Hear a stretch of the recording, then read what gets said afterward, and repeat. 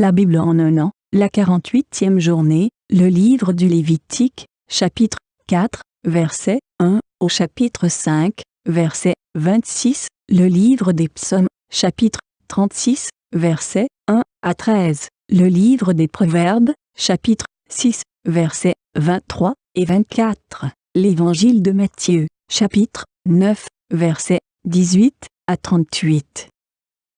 Le Lévitique, chapitre 4.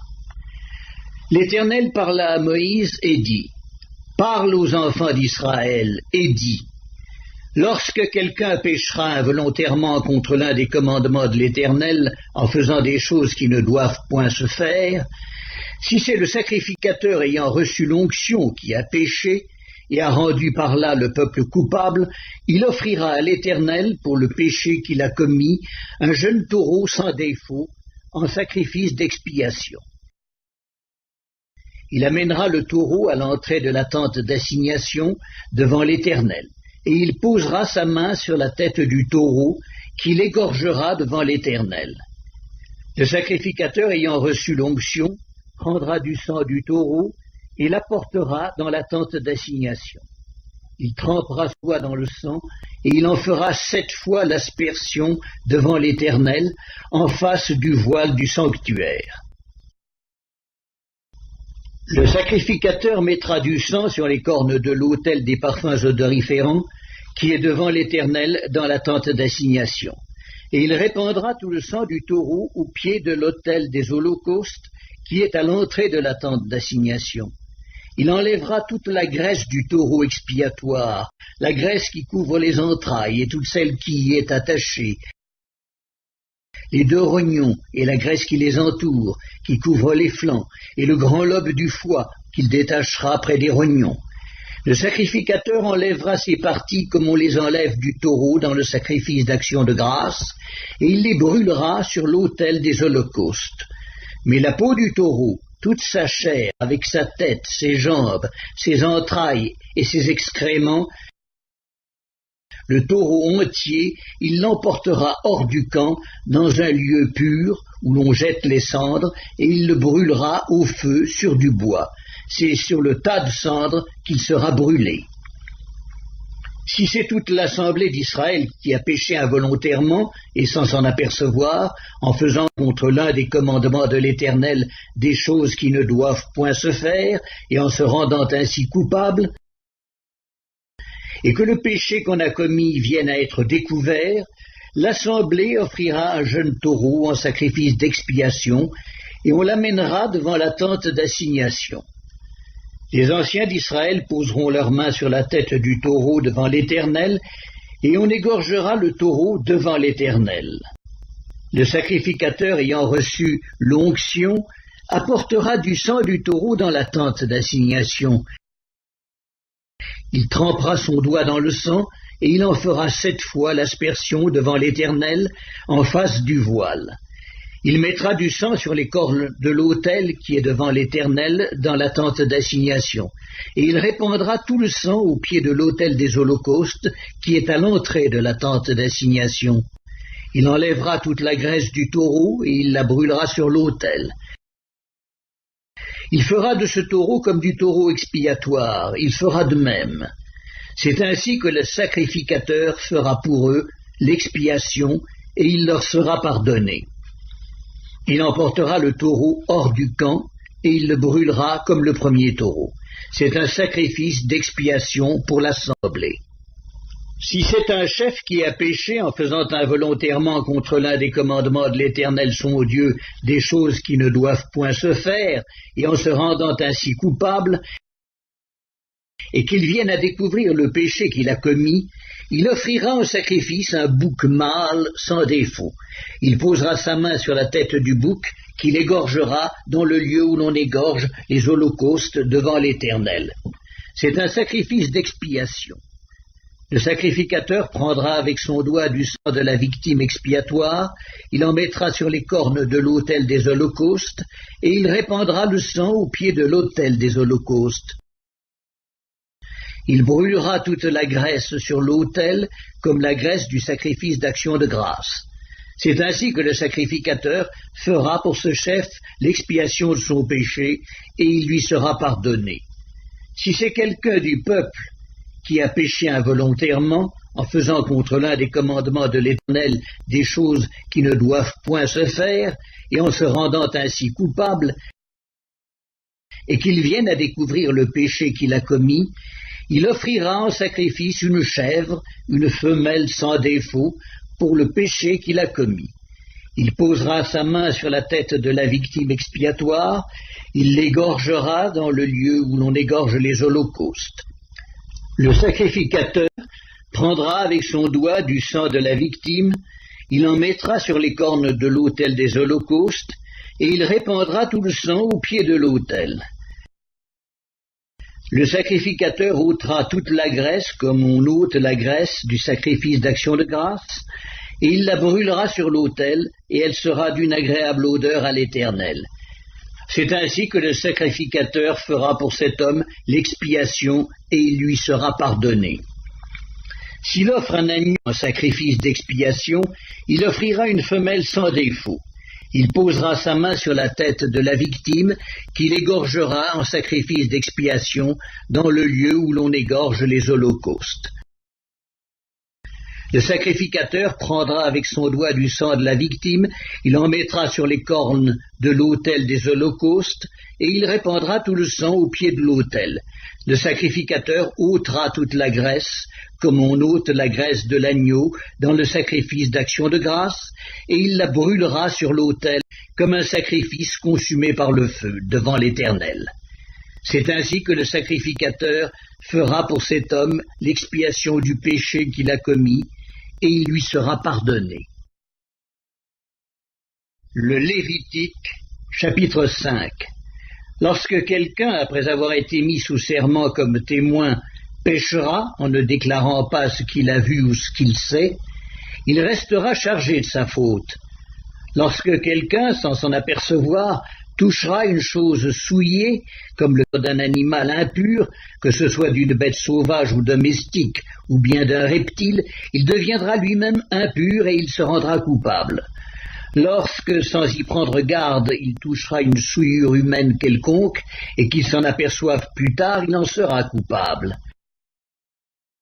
Lorsque quelqu'un, parlant à la légère, jure de faire du mal ou du bien, et que, ne l'ayant pas remarqué d'abord, il s'en aperçoive plus tard, il en sera coupable.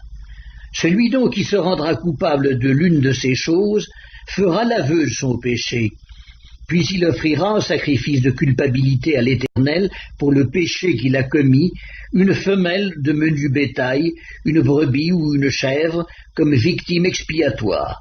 Et le sacrificateur fera pour lui l'expiation de son péché. S'il n'a pas de quoi se procurer une brebis ou une chèvre, il offrira en sacrifice de culpabilité à l'Éternel pour son péché 2 tourterelles ou 2 jeunes pigeons, l'un comme victime expiatoire, l'autre comme holocauste. Il les apportera au sacrificateur, qui sacrifiera d'abord celui qui doit servir de victime expiatoire. Le sacrificateur lui ouvrira la tête avec l'ongle près de la nuque sans la séparer. Il fera sur un côté de l'autel l'aspersion du sang de la victime expiatoire, et le reste du sang sera exprimé au pied de l'autel. C'est un sacrifice d'expiation. Il fera de l'autre oiseau un holocauste d'après les règles établies. C'est ainsi que le sacrificateur fera pour cet homme l'expiation du péché qu'il a commis, et il lui sera pardonné. S'il n'a pas de quoi se procurer 2 tourterelles ou 2 jeunes pigeons, il apportera en offrande pour son péché 1/10 d'épha de fleur de farine, comme offrande d'expiation. Il ne mettra point d'huile dessus, et n'y ajoutera point d'encens, car c'est une offrande d'expiation. Il l'apportera au sacrificateur, et le sacrificateur en prendra une poignée comme souvenir, et il la brûlera sur l'autel, comme les offrandes consumées par le feu devant l'Éternel. C'est une offrande d'expiation. C'est ainsi que le sacrificateur fera pour cet homme l'expiation du péché qu'il a commis à l'égard de l'une de ces choses, et il lui sera pardonné. Ce qui restera de l'offrande sera pour le sacrificateur comme dans l'offrande en don. L'Éternel parla à Moïse et dit: Lorsque quelqu'un commettra une infidélité et péchera involontairement à l'égard des choses consacrées à l'Éternel, il offrira en sacrifice de culpabilité à l'Éternel pour son péché un bélier sans défaut, pris du troupeau, d'après ton estimation, en cycle d'argent, selon le cycle du sanctuaire. Il donnera, en y ajoutant un cinquième, la valeur de la chose dont il a frustré le sanctuaire, et il la remettra au sacrificateur. Et le sacrificateur fera pour lui l'expiation avec le bélier offert en sacrifice de culpabilité, et il lui sera pardonné. Lorsque quelqu'un péchera en faisant sans le savoir contre l'un des commandements de l'Éternel des choses qui ne doivent point se faire, il se rendra coupable et sera chargé de sa faute. Il présentera au sacrificateur, en sacrifice de culpabilité, un bélier sans défaut, pris du troupeau, d'après ton estimation. Et le sacrificateur fera pour lui l'expiation de la faute qu'il a commise sans le savoir, et il lui sera pardonné. C'est un sacrifice de culpabilité. Cet homme s'était rendu coupable envers l'Éternel.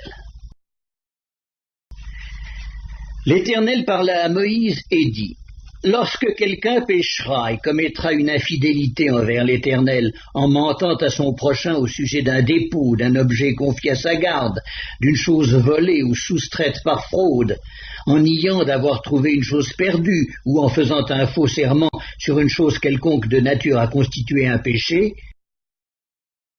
lorsqu'il péchera ainsi et se rendra coupable, il restituera la chose qu'il a volée ou soustraite par fraude, la chose qui lui avait été confiée en dépôt, la chose perdue qu'il a trouvée ou la chose quelconque sur laquelle il a fait un faux serment. Il la restituera en son entier, y ajoutera un cinquième et la remettra à son propriétaire le jour même où il offrira son sacrifice de culpabilité. Il présentera au sacrificateur en sacrifice de culpabilité à l'Éternel pour son péché un bélier sans défaut, pris du troupeau d'après ton estimation. Et le sacrificateur fera pour lui l'expiation devant l'Éternel, et il lui sera pardonné, quelle que soit la faute dont il se sera rendu coupable. Psaume 36. Au chef des chantres, du serviteur de l'Éternel, de David. La parole impie du méchant est au fond de mon cœur. La crainte de Dieu n'est pas devant ses yeux, car il se flatte à ses propres yeux pour consommer son iniquité, pour assouvir sa haine. Les paroles de sa bouche sont fausses et trompeuses. Il renonce à agir avec sagesse, à faire le bien. Il médite l'injustice sur sa couche. Il se tient sur une voie qui n'est pas bonne. Il ne repousse pas le mal. Éternel, ta bonté atteint jusqu'aux cieux, ta fidélité jusqu'aux nues. Ta justice est comme les montagnes de Dieu, tes jugements sont comme le grand abîme. Éternel, tu soutiens les hommes et les bêtes, combien est précieuse ta bonté, ô Dieu! À l'ombre de tes ailes, les fils de l'homme cherchent un refuge, ils se rassasient de l'abondance de ta maison, et tu les abreuves au torrent de tes délices. Car auprès de toi est la source de la vie, par ta lumière nous voyons la lumière. Étends ta bonté sur ceux qui te connaissent, et ta justice sur ceux dont le cœur est droit. Que le pied de l'orgueil ne m'atteigne pas, et que la main des méchants ne me fasse pas fuir. Déjà tombent ceux qui commettent l'iniquité, ils sont renversés, et ils ne peuvent se relever. Livre des Proverbes, chapitre 6. Car le précepte est une lampe et l'enseignement une lumière, et les avertissements de la correction sont le chemin de la vie. Ils te préserveront de la femme corrompue, de la langue doucereuse de l'étrangère. Matthieu, chapitre 9. Tandis qu'il leur adressait ces paroles, voici, un chef arriva, se prosterna devant lui et dit : « Ma fille est morte il y a un instant, mais viens, impose-lui les mains, et elle vivra. » Jésus se leva et le suivit avec ses disciples. Et voici, une femme, atteinte d'une perte de sang depuis 12 ans, s'approcha par derrière et toucha le bord de son vêtement. Car elle disait en elle-même : « Oh, si je puis seulement toucher son vêtement, je serai guéri. Jésus se retourna et dit en la voyant, « Prends courage, ma fille, ta foi t'a guérie. » Et cette femme fut guérie alors même. Lorsque Jésus fut arrivé à la maison du chef, et qu'il vit les joueurs de flûte et la foule bruyante, il leur dit, « Retirez-vous, car la jeune fille n'est pas morte, mais elle dort. » Et il se moquait de lui. Quand la foule eut été renvoyée, il entra, prit la main de la jeune fille, et la jeune fille se leva. Le bruit s'en répandit dans toute la contrée. Étant parti de là, Jésus fut suivi par 2 aveugles qui criaient « Aie pitié de nous, fils de David !» Lorsqu'il fut arrivé à la maison, les aveugles s'approchèrent de lui et Jésus leur dit « Croyez-vous que je puisse faire cela ?» « Oui, Seigneur, lui répondirent-ils. Alors il leur toucha leurs yeux en disant « Qu'il vous soit fait selon votre foi. » Et leurs yeux s'ouvrirent. Jésus leur fit cette recommandation sévère. « Prenez garde, que personne ne le sache. » Mais dès qu'ils furent sortis, ils répandirent sa renommée dans tout le pays. Comme ils s'en allaient, voici, on amena à Jésus un démoniaque muet. Le démon ayant été chassé, le muet parla. Et la foule étonnée disait « Jamais pareille chose ne s'est vue en Israël. » Mais les pharisiens dirent « C'est par le prince des démons qu'il chasse les démons. » Jésus parcourait toutes les villes et les villages, enseignant dans les synagogues, prêchant la bonne nouvelle du royaume et guérissant toute maladie et toute infirmité. Voyant la foule, il fut ému de compassion pour elle, parce qu'elle était languissante et abattue, comme des brebis qui n'ont point de berger.